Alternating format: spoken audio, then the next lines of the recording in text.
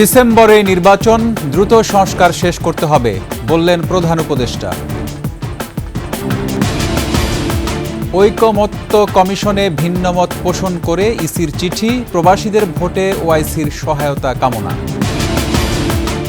একটা গোষ্ঠী নীল নকশা অনুযায়ী জনগণকে চালাতে চায় বলছেন বিএনপি নেতারা। অতীতের সব রেকর্ড ভেঙেছে চালের দাম, পরস্পরকে দোষারোপ।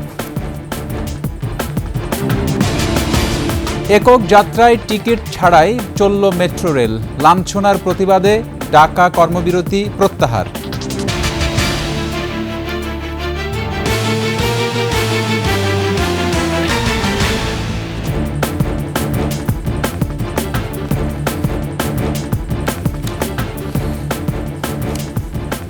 শুনছিলেন সংবাদ শিরোনাম। আমন্ত্রণ সন্ধ্যার 21 সংবাদে, সাথে আছি রক্তিম ত্রিপুরা। দর্শক, 21 টেলিভিশনের সংবাদ একই সাথে সরাসরি দেখতে পাবেন আমাদের ফেসবুক পেজ www.facebook.com/2124 অনলাইনে। এছাড়া সাবস্ক্রাইব করতে পারেন www.youtube.com/@21etv চ্যানেলে। এছাড়া আরও থাকছে বঙ্গোপসাগরে নতুন নতুন দ্বীপ, বাড়ছে মানচিত্রের পরিধি, খুলছে সম্ভাবনার দুয়ার।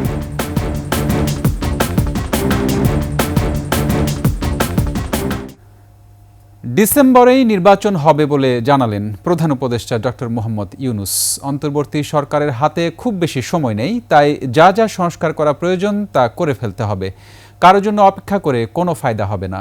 নির্বাচন যতই ঘনিয়ে আসছে, ষড়যন্ত্র ততই তীব্র হচ্ছে উল্লেখ করে পুলিশকে সতর্ক থাকার আহ্বান জানান প্রধান উপদেষ্টা। দেশের আইনশৃঙ্খলা পরিস্থিতি নিয়ে সোমবার নিজ কার্যালয়ে পুলিশের শীর্ষ কর্মকর্তাদের সঙ্গে বৈঠক করেন তিনি। সোহেল সামির রিপোর্ট।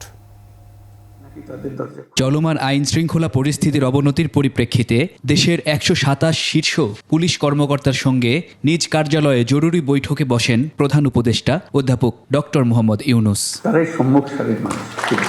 ডিসেম্বরে নির্বাচন হবে উল্লেখ করে প্রধান উপদেষ্টা বলেন, নতুন বাংলাদেশের উপযোগী পুলিশ বাহিনী গড়ে তুলতে যা করার এই সময়ের মধ্যেই করতে হবে। হাতে খুব বেশি সময় নেই, আমরা অলরেডি 7 মাস পার করে এসেছি। আমরা বলছি ডিসেম্বরে নির্বাচন হবে। কাজে এর মধ্যে যা আমরা করতে চাই, যা আমাদের সামর্থ্য আছে, এগুলো করে ফেলা। পুলিশ সদস্যদের সম্মুখ সারির যোদ্ধা উল্লেখ করে প্রধান উপদেষ্টা বলেন, পুলিশকে অবহেলা করে দেশকে এগিয়ে নেওয়া যাবে না। সরকার যাই কিছুই করতে চাক না কেন, যে ভঙ্গিতেই করতে চাক না কেন, শেষ পর্যন্ত পুলিশের হাত দিয়েই করতে হয়। তিনি বলেন, আইনের সঠিক প্রয়োগে শান্তি শৃঙ্খলা প্রতিষ্ঠিত হলে সব যুদ্ধে জয়ী হওয়া সম্ভব। আইনটা যদি আমরা সঠিকভাবে প্রয়োগ করতে পারি, শৃঙ্খলা যদি প্রতিষ্ঠিত করতে পারি, তাহলে যে কোনো যুদ্ধ জয় সম্ভব। নতুন করে দেশ গড়ার সুযোগ সৃষ্টি হয়েছে জুলাই আন্দোলনের মাধ্যমে। সেই সম্ভাবনাকে কাজে লাগাতে পুলিশের প্রতি আহ্বান জানান প্রধান উপদেষ্টা। যারা পরাজিত শক্তি, তারা সুযোগ গ্রহণ করবে, একটা উস্কিয়ে দেবে, একটা কিছু গোলমাল পাকিয়ে দেবে, এবং প্রথম নজর আসবে পুলিশের নজর। সোহেল সামি, 21 টেলিভিশন, ঢাকা। নারী ও শিশু নির্যাতন দমন আইন সংশোধনে নীতিগত অনুমোদন দিয়েছে সরকার। উপদেষ্টা পরিষদের বিশেষ বৈঠকে এই অনুমোদন দেয়া হয়। পরে প্রেস ব্রিফিংয়ে আইন উপদেষ্টা জানান, বৃহস্পতিবার আইনটি চূড়ান্ত হবে। শিশু ধর্ষণের বিচারে আলাদা ট্রাইব্যুনাল গঠনের কথাও জানানো হয় ব্রিফিংয়ে। মেহেদী হাসানের রিপোর্ট। মাগুরায় ধর্ষণের শিকার হয়ে শিশু আসিয়ার মৃত্যুসহ একের পর এক ধর্ষণ ও নারী শিশু নিপীড়নের ঘটনায় নড়েচড়ে বসে সরকার। সোমবার উপদেষ্টা পরিষদ নিয়ে বিশেষ বৈঠকে বসেন প্রধান উপদেষ্টা। মামলার ডেফিনেশন পরিবর্তন করে পরে ফরেন সার্ভিস একাডেমিতে ব্রিফিংয়ে আসেন আইন উপদেষ্টা ডক্টর আসিফ নজরুল ও পরিবেশ উপদেষ্টা সৈয়দা রিজওয়ানা হাসান। উপদেষ্টা পরিষদের স্পেশাল মিটিংটা এ সময় দেশে পর্যাপ্ত ডিএনএ ল্যাব নেই জানিয়ে সৈয়দা রিজওয়ানা হাসান বলেন, বিচার প্রক্রিয়ায় গতি আনতে নতুন বিচারক নিয়োগের সিদ্ধান্ত নিয়েছে সরকার। চট্টগ্রামে এবং রাজশাহীতে দ্রুততার সাথে আরও 2টা ল্যাব ডিএনএ ল্যাব স্থাপন করব। আরেকটা সিদ্ধান্ত হয়েছে যে বিশেষ জুডিশিয়াল সার্ভিস কমিশনের মাধ্যমে দ্রুত কিছু সংখ্যক বিচারক নিয়োগ দেওয়ার প্রক্রিয়া শুরু করা হবে।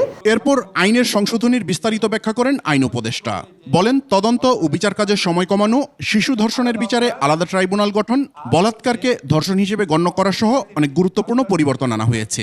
শিশু ধর্ষণের মামলা বিচার করার জন্য বিশেষ ট্রাইব্যুনাল স্থাপনের বিধান রাখা হয়েছে। প্রতারণামূলকভাবে হোক বা বিয়ের প্রলোভন নিয়ে হোক, সম্মতিক্রমে যেই ধর্ষণের ঘটনাগুলোর বিচার সেটা একটা আলাদা অপরাধ। আর হচ্ছে সম্মতি ব্যতিরেকে মাগুরার ক্ষেত্রে, বরগুনার ক্ষেত্রে যেই ঘটনাগুলো ঘটেছে, সেই ধর্ষণের ঘটনাগুলোর আলাদা একটা অপরাধ হিসাবে এখানে আইডেন্টিফাইড হয়েছে। অনেক সময় ডিএনএ রিপোর্টের জন্য বিচার কাজ বছরের পর বছর ঝুলে থাকে। এজন্য বিচারক প্রয়োজন মনে করলে মেডিকেল রিপোর্ট ও পারিপার্শ্বিক সাক্ষ্যের ভিত্তিতে বিচার করতে পারবেন। মেডিকেল সার্টিফিকেট এবং পারিপার্শ্বিক সাক্ষ্যের ভিত্তিতে বিচার করবে। এছাড়া আমরা ভিকটিমদের প্রোটেকশনের জন্য বিভিন্ন ধরনের ব্যবস্থা করেছি, ওনাদেরকে ক্ষতিপূরণ দান করার ব্যবস্থা করেছি। হয়রানির উদ্দেশ্যে অনেক মিথ্যা ধর্ষণ মামলাও হয়ে থাকে। নতুন আইনে এ ধরনের ঘটনা প্রমাণ হলে শাস্তির বিধান রাখা হয়েছে। মিথ্যা মামলার ক্ষেত্রেও এখানে একটা কঠোর বিধান আছে। মেহেদী হাসান, 21 টেলিভিশন, ঢাকা।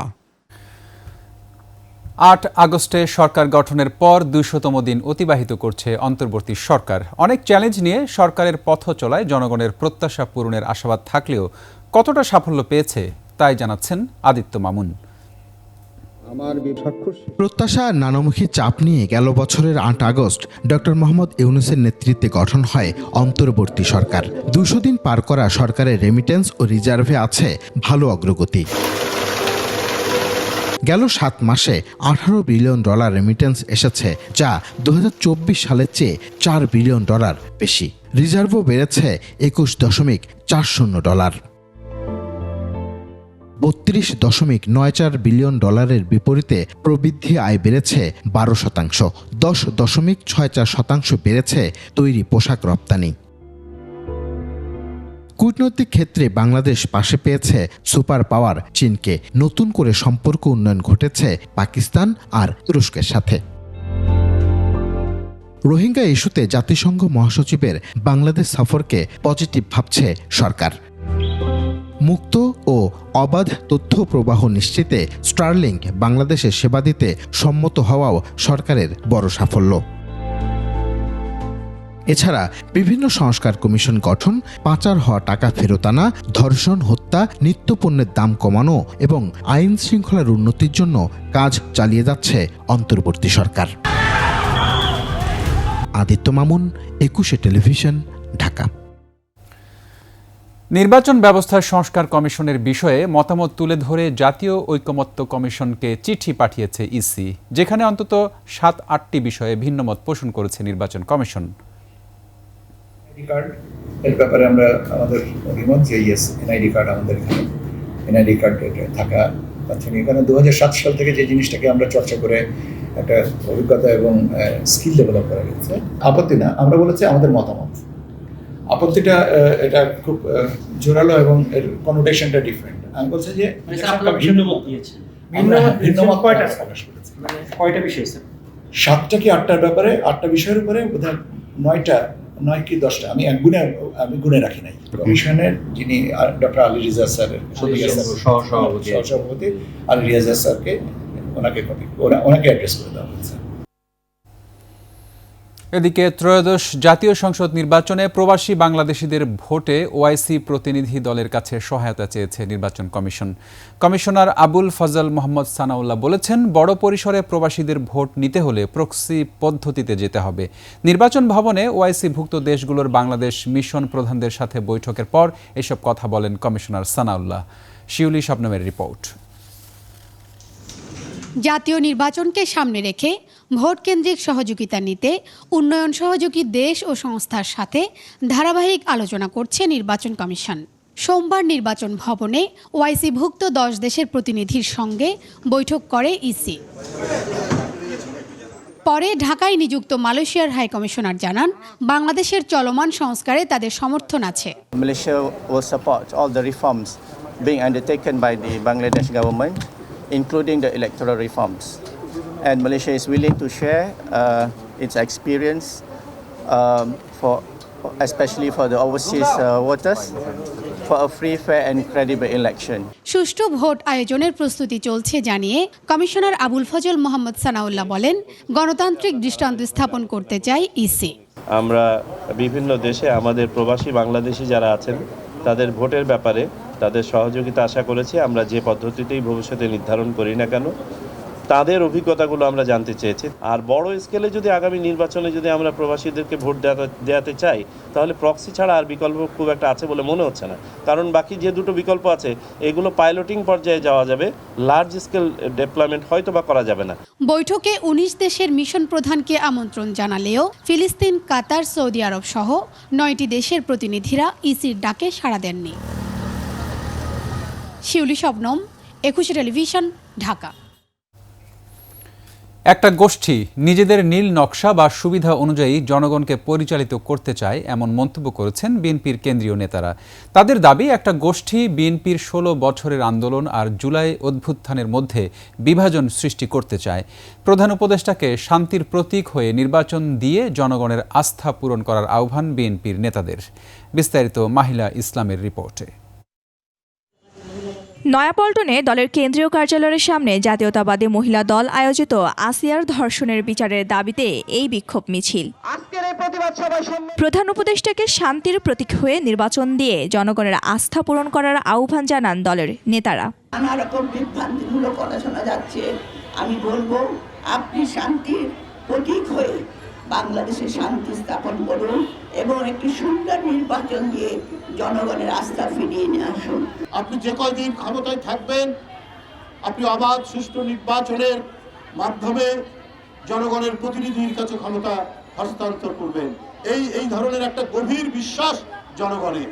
কিন্তু যদি গড়িমসি হয় তাহলে তো এটা ভিন্ন মাত্রা নেবে। এদিকে ঢাকা রিপোর্টার্স ইউনিটিতে আলোচনা সভায় যোগ দিয়ে বিএনপির আরেক স্থায়ী কমিটির সদস্য আমির খসরু মাহমুদ চৌধুরী বলেন, নির্বাচন দিতে দেরি হলে দেশে আবারও স্বৈরাচার তৈরি হতে পারে।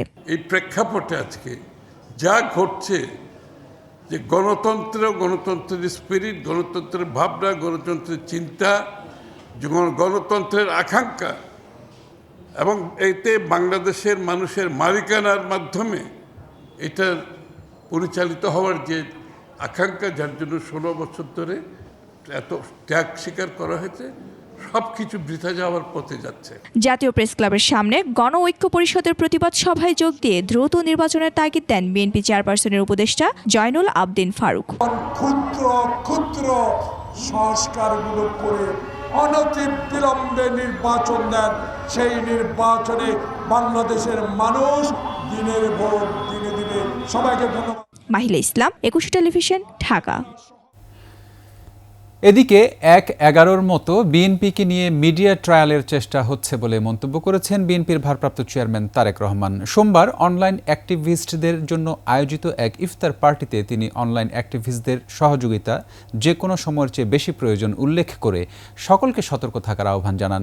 যে নির্বাচনে জনগণ ভোট দিতে পারবে, বিএনপি সে নির্বাচনের পক্ষে বলেও মন্তব্য করেন তিনি। একই অনুষ্ঠানে বিএনপি মহাসচিব মির্জা ফখরুল ইসলাম আলমগীর বলেন, অস্তিত্ব রক্ষার যুদ্ধ শুরু হয়েছে, এ যুদ্ধে সবার জায়গা থেকে দায়িত্ব পালন করতে হবে। একটি ষড়যন্ত্র আবারও শুরু হয়েছে। প্রিয় সহকর্মীবৃন্দ, এটি যে শুধু কথার কথা নয়, আসলেও এইরকম একটি ঘটনা ধীরে ধীরে পাক খাচ্ছে, ধীরে ধীরে গড়ে উঠছে একটি ষড়যন্ত্র বিশাল।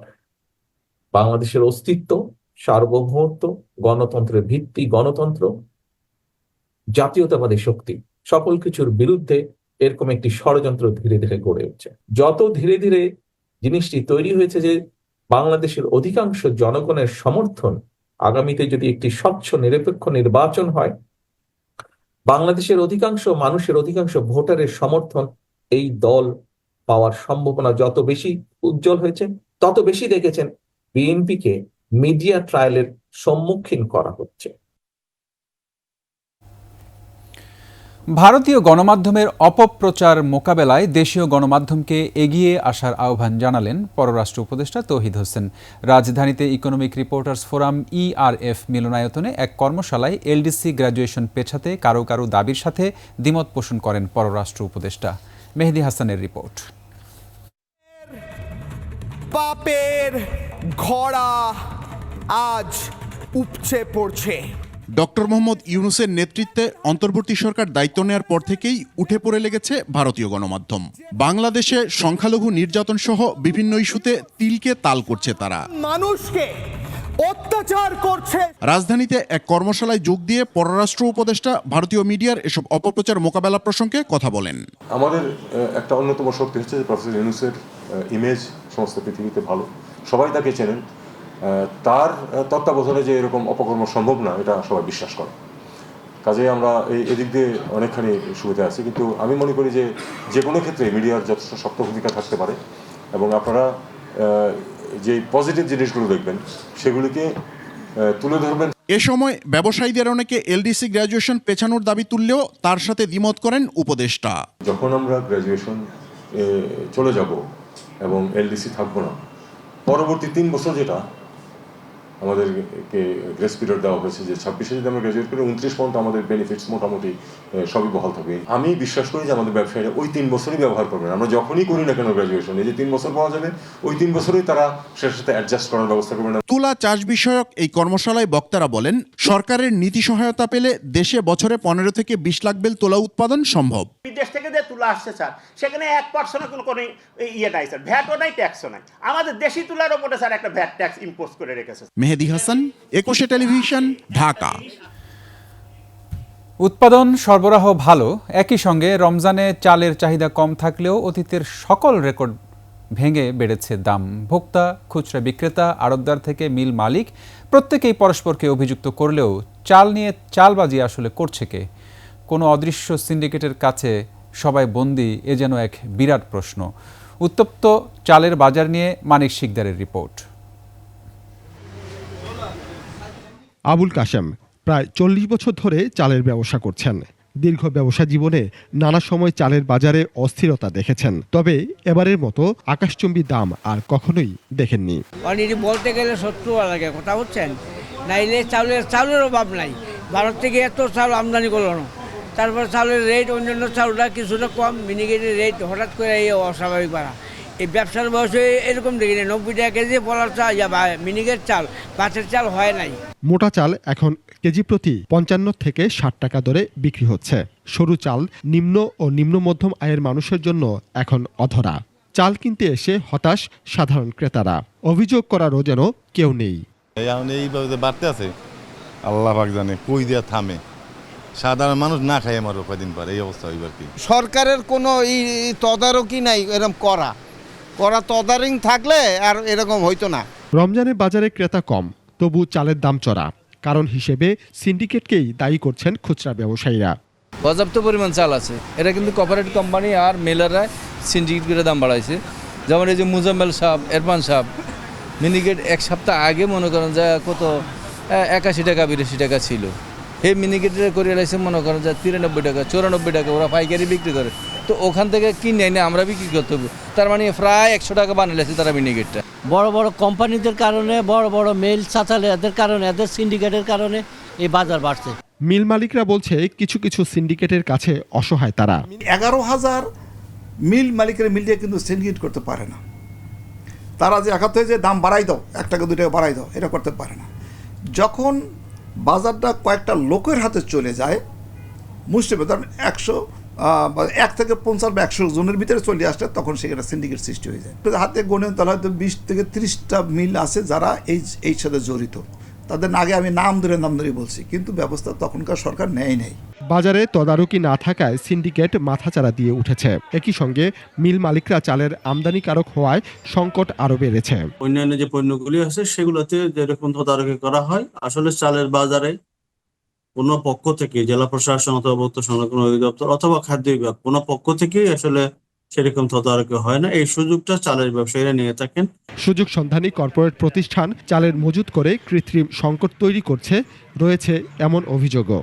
কে বলছে চালের সমস্যা আছে? আমি দায়িত্ব নিয়ে বললাম, আপনারা যেই জায়গায় চালগুলো মানে আটকে গোডাউন বদ্ধ করে রাখছে, এই গোডাউনগুলো ফোন করেন। তো এখনো যদি সে আগের মতো করে বলে সরকারি কর্মকর্তারা, তাহলে তো মানে সমস্যা থেকে উত্তরণের কোনো পথ দেখা যায় না। মানিক শিকদার, 21 টেলিভিশন, ঢাকা। এদিকে ভারত ও ভিয়েতনাম থেকে ৩৫,০০০ মেট্রিক টন চাল নিয়ে দুটি জাহাজ চট্টগ্রাম বন্দরে পৌঁছেছে। এর মধ্যে রয়েছে ভারতের ২২,৫০০ মেট্রিক টন সেদ্ধ চাল এবং ভিয়েতনামের ১২,৫০০ মেট্রিক টন আতপ চাল। উন্মুক্ত দরপত্রের মাধ্যমে ভারত থেকে ২২,৫০০ মেট্রিক টন সেদ্ধ চাল নিয়ে এমভি তানাইশ ড্রিম এবং ভিয়েতনাম থেকে ১২,০৫০ মেট্রিক টন আতপ চাল নিয়ে এমভি হং লিনহ ১ জাহাজ দুটি চট্টগ্রাম বন্দরে পৌঁছে। গত ৩ ফেব্রুয়ারি সম্পাদিত G2G চুক্তির আওতায় এসব চাল বাংলাদেশে এসেছে। ভিয়েতনাম থেকে G2G ভিত্তিতে ১ লাখ মেট্রিক টন চাল আমদানির চুক্তি করা হয়। এমআরটি পুলিশের হাতে মেট্রো রেলের ৪ কর্মী লাঞ্ছিতের ঘটনায় কর্মবিরতির সুযোগে টিকিট ছাড়া প্রায় ২.৫ ঘন্টা চলাচল করেন অনেক যাত্রী। কাউন্টার বন্ধ থাকায় একক যাত্রার টিকিট না পেয়ে বিকল্প ব্যবস্থায় গন্তব্যে পৌঁছাতে এ সময় অনেকেই বিনা টিকিটে ভ্রমণ করেন। পরে ৬ দফা দাবি বাস্তবায়নের আশ্বাসে স্বাভাবিক হয় মেট্রো স্টেশনগুলোর কার্যক্রম। মানিক শিকদারের রিপোর্ট। রোববার বিকেল ৫টার দিকে দুজন নারী পরিচয়পত্র না দেখিয়ে স্টেশনের সুইং গেট ব্যবহার করে পেড জোন বের হতে চান। এতে মেট্রোকর্মীরা বাধা দিলে পুলিশের সাথে বাকবিতণ্ডা ও এক পর্যায়ে হাতাহাতির ঘটনা ঘটে। পরে আরও এক মেট্রোকর্মীকে পুলিশ বক্সে তুলে নিয়ে মারধর করে এমআরটি পুলিশ। বন্দুক তাক করে গুলি করারও হুমকি দেয়। এ ঘটনায় ৬ দফা দাবিতে সোমবার সকাল থেকে কর্মবিরতিতে যায় মেট্রোকর্মীরা। বন্ধ হয়ে যায় মেট্রোর একক যাত্রার টিকিট বিক্রি। পুলিশের সাথে নাকি ছোটখাটো একটা ঝগড়ার কারণে আপনার পিজিটিভিগুলো বন্ধ। টিকিট না পেয়ে অনেকেই বিনা টিকিটেও ভ্রমণ করেন। কাউন্টারই বন্ধ ছিল। আমরা ১০ নম্বর থেকে উঠলাম, তো দেখলাম যে সবই বন্ধ। পরে উঠতে দিবি কিনা, পরে বলে যে না যান, আপনার সমস্যা নেই। আমি মনে করলাম যে এই পাশে এসে যে সচিবালয়ের এখানে টিকিট কাটতে পারবো, পরে এখানেও কোনো ই করলো না। পরে বললো যে আজকে যারা এই টিকিট ছাড়ে আজকে ফ্রি। কাট করা আছে তো, এই কারণে আর সমস্যা হয়নি। পাঞ্চ করে ঢুকেছি, পাঞ্চ করে বের হয়ে গেছি। না আমাদের কোনো সমস্যা নাই, কাট পাঞ্চ করে যাই আসে। ডিএমটিসিএল এর ব্যবস্থাপনা পরিচালক জানান, কর্মীদের দাবি নিয়ে আলোচনা ফলপ্রসূ হয়েছে। ৩ সদস্যের মিনিস্ট্রি থেকে হাই পাওয়ার কমিটি একটা করে দেওয়া হয়েছে অলরেডি, যেখানে পুলিশ থাকবে, আমি থাকবো বা আমরা টিম থাকবে, আর মিনিস্ট্রি থেকে লোক থাকবে। এমআরটি পুলিশের অভিযুক্ত এসআইকে প্রত্যাহার করে নেওয়া হয়েছে বলেও জানানো হয়। ইমিডিয়েটলি অলরেডি সাসপেন্ড করা হয়েছে এবং একজনকে ক্লোজ ডাউন করা হয়েছে, যেটা বলে স্যার 2 জনকে। মানিক শিকদার, ২১ টেলিভিশন, ঢাকা। ভূ অর্থনীতিতে পরাশক্তির হাতছানি দিচ্ছে বাংলাদেশ। বিশ্ব বাণিজ্যের প্রধান জলপথ বঙ্গোপসাগরের অসীম সম্পদের মতোই বাড়ছে মানচিত্রের পরিধিও। দক্ষিণে দৃশ্যমান হচ্ছে নতুন নতুন দ্বীপ। প্রায় ৯০০ বর্গ কিলোমিটার জুড়ে জেগে ওঠা ভূমির পাশাপাশি ১০০০ কিলোমিটার আয়তনের ডুবোচরও খুলে দিচ্ছে সম্ভাবনার দ্বার। বিস্তারিত আকবর হোসেন সুমনের রিপোর্টে। গঙ্গা, ব্রহ্মপুত্র, মেঘনা নদী ব্যবস্থা প্রতি বছর আনুমানিক ১০৬০ বিলিয়ন টনের বেশি পলিমাটি বঙ্গোপসাগরে ফেলে নতুন পথ তৈরি করে। পলি জমে নতুন ভূমিতে রূপান্তরিত হয়। গেল ২ দশকে সন্দ্বীপ অঞ্চলে এভাবেই কয়েকটি দ্বীপ গঠন হয়েছে। প্রধান নদীগুলো আছে, এগুলো হিমালয়ের থেকে যেই পরিমাণ সেডিমেন্ট লোড এখানে নিয়ে আসে, এটা বিশ্বের মধ্যে সর্বোচ্চ।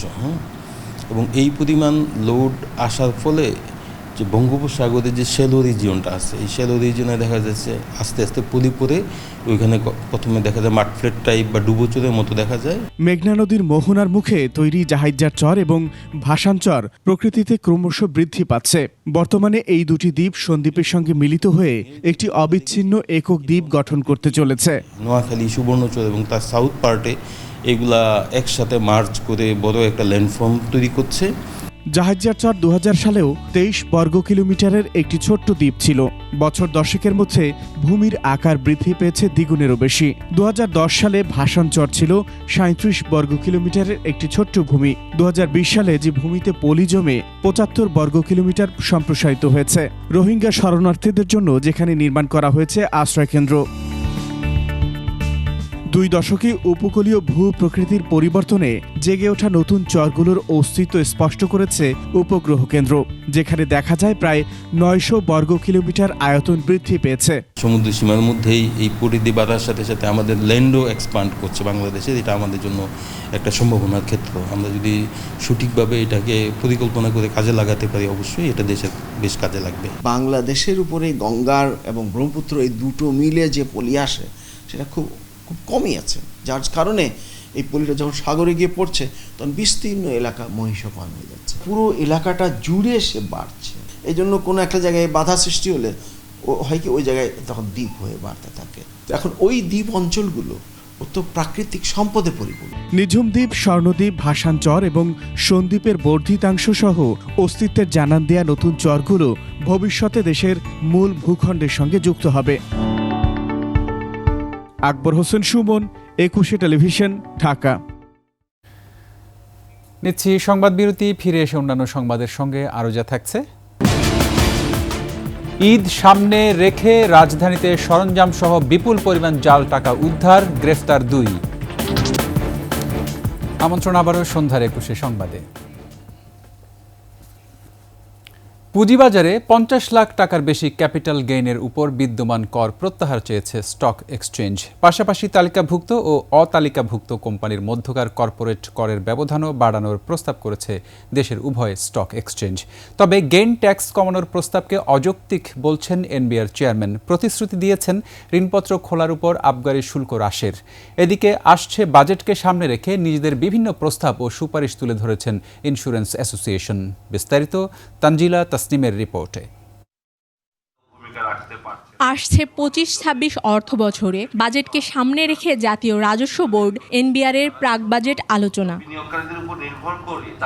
পুঁজিবাজারে 50 লাখ টাকার ক্যাপিটাল গেইনের ওপর বিদ্যমান 15% কর প্রত্যাহার সহ বিভিন্ন খাতে কর সুবিধা চায় স্টক এক্সচেঞ্জ। তবে ক্যাপিটাল গেইন ট্যাক্স প্রত্যাহারের দাবিকে অযৌক্তিক জানিয়েছেন এনবিআর চেয়ারম্যান। পরামর্শ দেন পুঁজিবাজারে সুশাসন নিশ্চিত করার। আমি কিন্তু আপনাদের এই 15% নিয়ে আসছি, এটা কিন্তু খুবই যৌক্তিক, তাও 50 লাখ টাকার উপরে গেলে। মানে এই একটা ইস্যুতে আমার মনে হয় যদি আপনারা কথা বলেন তাহলে আপনাদের অন্যান্য দাবি দাওয়াগুলো হালকা হয়ে যায়। আর যদি আপনি লাভ করতে পারেন, লাভ করলে সরকারকে 15 টাকা, 100 টাকা লাভ করে 85 টাকা আপনার, 15 টাকা সরকারকে দেবেন না, তো দেশ চলবে কি করে?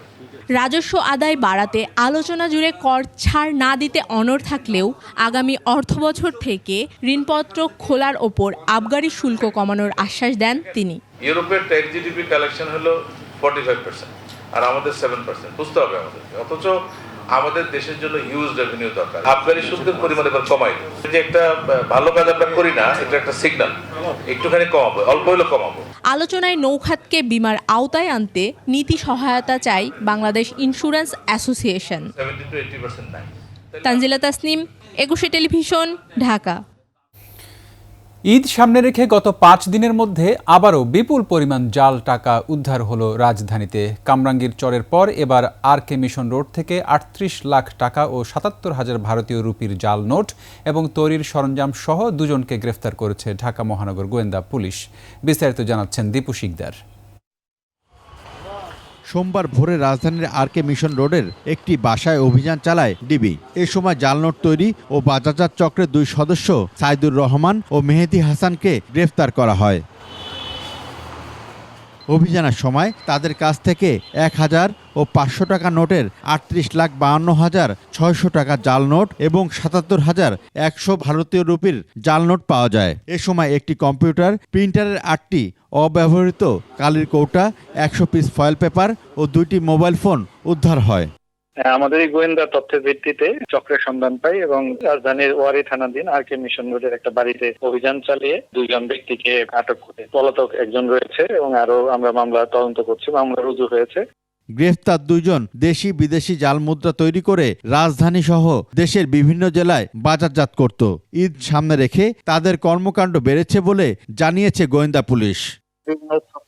ঘিরে যখন মানি ফ্লো বেড়ে যায়, এটাকে কেন্দ্র করে তারা এই জাল টাকাগুলো বাজারে প্রবেশ করানোর চেষ্টা করে। তারা কি কি ধরনের কার্যক্রম চালায়, কি পদ্ধতিতে তারা এগুলো বানায় বা বিভিন্ন জায়গায় ডিস্ট্রিবিউট করে, সেই তথ্যগুলো তারা দিচ্ছে।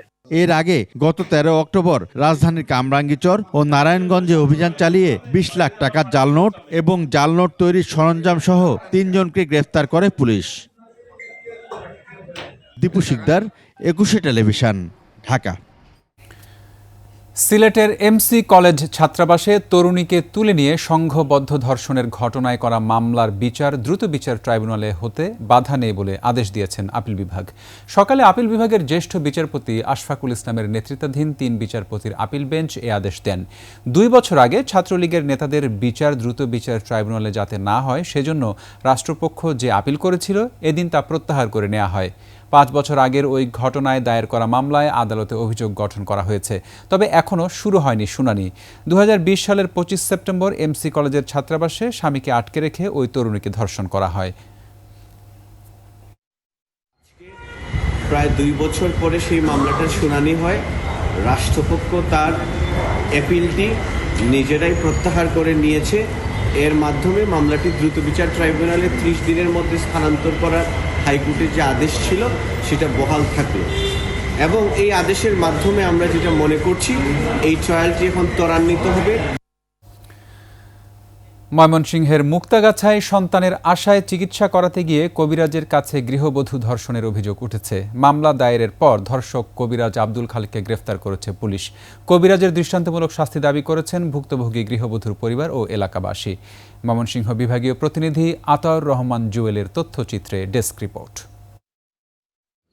মুক্তাগাছার সোনারগাঁও গ্রামের রবিদাস পরিবারের এক নারী 8 বছর আগে প্রেম করে বিয়ে করেন মুসলিম ছেলেকে। বিয়ের পর থেকে সন্তান না হওয়ায় ওই নারী একই উপজেলার গড়বাজালে গ্রামের কবিরাজ আব্দুল খালেকের কাছে চিকিৎসা নিতে যান। গত 8 মার্চ ঝাড়ফুঁকের নামে ওই নারীকে একা পেয়ে কবিরাজ খালেক ধর্ষণ করেছেন। এমন অভিযোগে শনিবার থানায় অভিযোগ করেন ভুক্তভোগী। যদি প্রকৃত অপরাধী হয় আমরা তার শাস্তি এবং বিচার অবশ্যই দাবি করব, এটা সব মানুষ স্বাভাবিক মানুষ হিসাবে। শনিবার রাতেই কবিরাজ আব্দুল খালেককে গ্রেফতার করে পুলিশ। আদালতের নির্দেশে পরদিন আব্দুল খালেককে কারাগারে পাঠানো হয়। ছেলেরা যাইতে ধরা গেছে আরো বলে 2 বার বলে ঘটনা করছে। পরীক্ষা নিরীক্ষা করে সুস্থ বিচার হয়, এটাই ভালো। একজনের বাচ্চা না হইলে যাইতেই পারে, তার জন্য যে একজন কবিরাজ এরকম করব তা তো আর চলে না। ঘটনা সম্পূর্ণ মিথ্যা দাবি করে কবিরাজের স্ত্রী জানান, গ্রামের মানুষ শত্রুতা করে ওই নারীকে দিয়ে মিথ্যা মামলা করিয়েছে। আমার পাড়ার মানুষে করলো, স্যার আমার স্বামী যদি ওরম থাকতো আমি দেখতাম না। মহিলা যদি বাইতাইলো তো আমি মহিলার চেহারাটা দেখতাম। আমি তো রোজামাই দিন আর তো ফারাগে কোনো আনো গেছি না, মহিলার চেহারাটা আমি দেখতাম না। মহিলা আমার বাড়ির কোনো আইছেই না। ধর্ষিতার মেডিকেল ফরেনসিক পরীক্ষা সম্পন্ন হয়েছে। আইন অনুযায়ী ব্যবস্থা নেওয়ার কথা জানায় পুলিশ। ন্যায় বিচার পাওয়ার ক্ষেত্রে আমরা সর্বোচ্চ ইনশাল্লাহ চেষ্টা করব, ওইভাবে আমরা তদন্ত করব, ভিকটিম যাতে ন্যায় বিচার পায়, সর্বোচ্চ বিচার পায়, ইনশাল্লাহ আমরা সেভাবে তদন্ত করব। ঘটনার সুষ্ঠু তদন্তের মাধ্যমে অপরাধীর বিচার দাবি করেন এলাকাবাসী। সমর ইসলাম, ডেস্ক রিপোর্ট, 21 টেলিভিশন। সারা দেশে বেড়েই চলেছে শিশু ও নারী ধর্ষণের ঘটনা। কুমিল্লার লাকসামে সাবেক স্থানীয় সরকার মন্ত্রীর পরিত্যক্ত বাড়িতে তরুণীকে সংঘবদ্ধ ধর্ষণের অভিযোগে 5 জনের বিরুদ্ধে মামলা হয়েছে। যশোরের বিরামপুর গাবতলায় 4 বছরের শিশুকে জিম্মি করে মাকে ধর্ষণ চেষ্টা।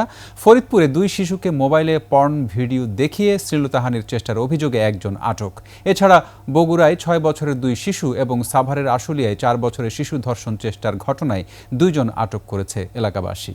প্রতিনিধিদের তথ্য ছবিতে ডেস্ক রিপোর্ট। কুমিল্লার লাকসামের সাবেক স্থানীয় সরকার মন্ত্রীর পরিত্যক্ত বাড়িতে এক তরুণীকে সংঘবদ্ধ ধর্ষণের অভিযোগে 5 জনের বিরুদ্ধে মামলা হয়েছে। পুলিশ জানায়, ভিকটিমের পরিবারের অভিযোগের ভিত্তিতে 5 আসামিকে গ্রেফতার করা হয়। 14 মার্চ ওই তরুণী কয়েক দফা ধর্ষণের শিকার হয়। এদিকে যশোরে গাবতলায় মোবাইল চার্জ দেওয়ার কথা বলে ঘরে ঢুকে 4 বছরের শিশুর গলায় ছুরি ধরে মাকে ধর্ষণ চেষ্টার ঘটনা ঘটেছে। এ সময় চিৎকার দিলে ওই শিশু ও তার মাকে ছুরিকাঘাত করে পালিয়ে যায় দুর্বৃত্তরা। বর্তমানে মা ও মেয়ে যশোর জেনারেল হাসপাতালে চিকিৎসাধীন। পুলিশ জানায়, ঘটনায় জড়িতদের আটকের চেষ্টা চলছে। রুম আটকা দিয়েছে, দিয়ে এর সাথে উল্টোপাল্টা দর্শন হিসেব করতে গেছে, তখন মনে করেন যে ও ছাড়াতে যায়, ওর হাত মারতে গেছে, তারপর ওর গলায় চাকু টান দিয়েছে, দেওয়ার পরে ও যার থেকে পালিয়ে গেছে। ভিকটিমের ভাইয়ের ছোট ভাইয়ের বন্ধু এবং অজ্ঞাত 2 জনের কথা আসতেছে। এখনো আমাদের কাছে অভিযোগ বা এজাহার দাখিল করে নাই।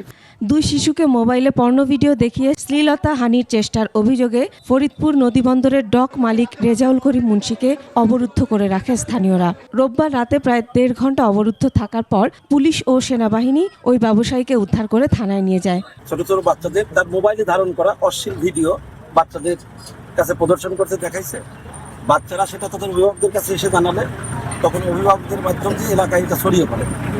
বর্তমান অবস্থার প্রেক্ষাপটে এই বিষয়টা এলাকায় চরমভাবে ছড়িয়ে পড়ার প্রেক্ষিতে এলাকার শত শত, লাস্টে দেখছেন আপনার হাজার হাজার জনতা এখানে তাদের আটক করে রাখে। সাভারের আশুলিয়ার আউকপাড়া এলাকায় 4 বছরের শিশুকে ধর্ষণ চেষ্টাকালে মিলন নামে এক যুবককে আটক করেছে এলাকাবাসী। 16 মার্চ বিকেলে ওই শিশুর বাবা মা বাসায় না থাকার সুযোগে প্রতিবেশী ভাড়াটিয়া মিলন শিশুটিকে তার রুমে নিয়ে ধর্ষণের চেষ্টা চালায়। পরে মিলনকে গ্রেফতার করে পুলিশ। বগুড়ায় 6 বছরের 2 শিশুকে ধর্ষণ ও ধর্ষণ চেষ্টার মামলার প্রধান ও একমাত্র আসামি ধর্ষক নূর ইসলামকে গ্রেফতার করা হয়েছে। কাহালু উপজেলার পাইকর শাহানাপাড়া থেকে তাকে গ্রেফতার করা হয়। Masum আলিসা, desk report, 21 television. আরেকটা সংবাদ বিরতি, ফিরে এসে অন্যান্য সংবাদের সঙ্গে আরও যা থাকছে। উষ্ণ অভ্যর্থনায় হামজা চৌধুরীকে বরণ, অভিষেক ম্যাচে ভারতকে হারানোর হুঙ্কার। আমন্ত্রণ আবারও সন্ধ্যার 21 সংবাদে। এবার বাণিজ্য সংবাদ।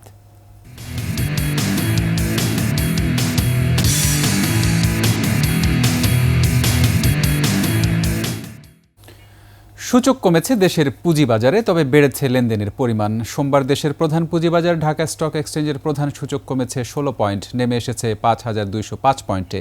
এদিন ডিএসইতে লেনদেন হওয়া প্রতিষ্ঠানের মধ্যে বেড়েছে 97টির দর, কমেছে 221টির, আর অপরিবর্তিত ছিল 78টির দর। লেনদেন হয়েছে 505 কোটি 16 লাখ টাকার শেয়ার ও মিউচুয়াল ফান্ডের। সবচেয়ে বেশি বেচাকেনা হয়েছে শাইনপুকুর সিরামিক্স ও স্কয়ার ফার্মাসিউটিক্যালসের শেয়ার। আর বেশি দর বেড়েছে মোজাফফর হোসেন স্পিনিং মিলস ও RSRM স্টিলের শেয়ারের। অন্যদিকে ডিএসইতে বেশি দর হারিয়েছে রবি আজিয়েটা লিমিটেডের শেয়ার। শেষ করছি সন্ধ্যার 21 সংবাদ। যাবার আগে সংবাদ শিরোনামগুলো আরও একবার। ডিসেম্বরে নির্বাচন, দ্রুত সংস্কার শেষ করতে হবে বললেন প্রধান উপদেষ্টা। ঐকমত্য কমিশনে ভিন্নমত পোষণ করে ইসির চিঠি, প্রবাসীদের ভোটে ওআইসির সহায়তা কামনা।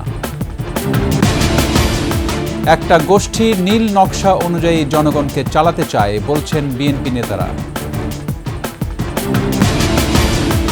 অতীতের সব রেকর্ড ভেঙে চালের দাম, পরস্পরকে দোষারোপ। একক যাত্রায় টিকিট ছাড়াই চলল মেট্রো রেল, লাঞ্ছনার প্রতিবাদে টাকা কর্মবিরতি প্রত্যাহার।